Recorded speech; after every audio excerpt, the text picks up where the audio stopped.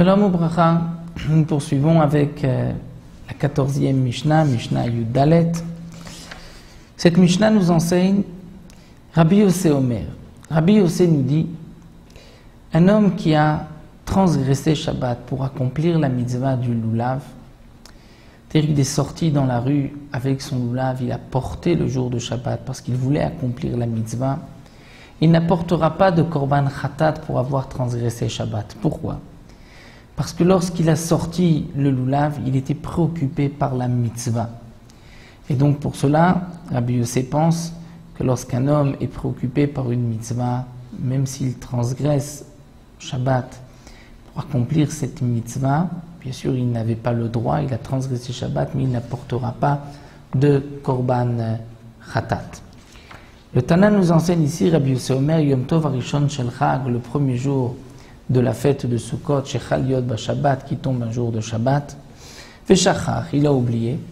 Veotzi et alulav l'irshut harabim, il a sorti le lulav dans le domaine public, patour.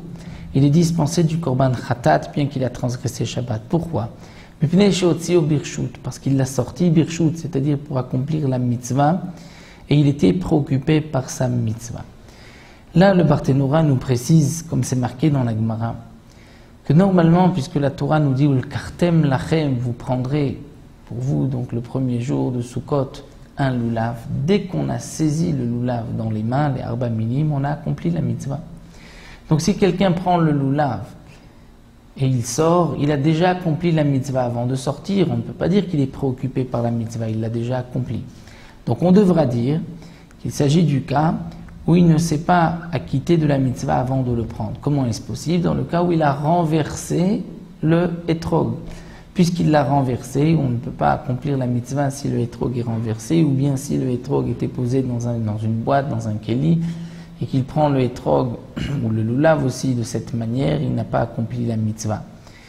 Et donc, c'est dans ce cas-là où on va dire que puisqu'il est préoccupé pour accomplir la mitzvah, bien qu'il a transgressé Shabbat, il est dispensé du korban khatat, qui normalement doit être apporté par tout celui qui transgresse Shabbat.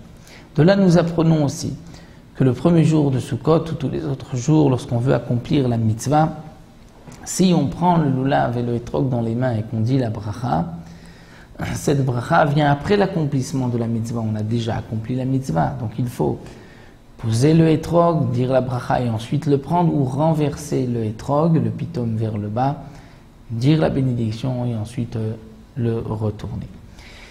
C'est donc pour cette 14e Mishnah. Il nous restera donc une Mishnah pour terminer le 3e Perek des halachot du lulav.